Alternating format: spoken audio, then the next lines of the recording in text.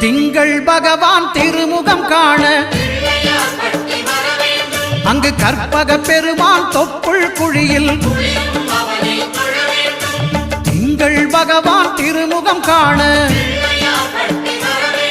அங்கு கற்பக பெருமான் தொப்புள் குழியில் பார்க்கடல் பிறந்த சந்திர பகவான் கணபதி வயிற்றில் நிறைந்திருப்பான். எங்கள் கற்பகத்தானை கண்டவர் தமக்கு தீரா பிணிகளை தீர்த்து வைப்பான்.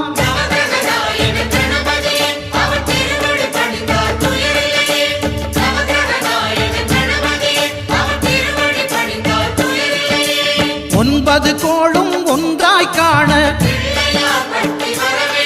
அங்கு கற்பகம் என்னும் கடவுளின் மெய்யில்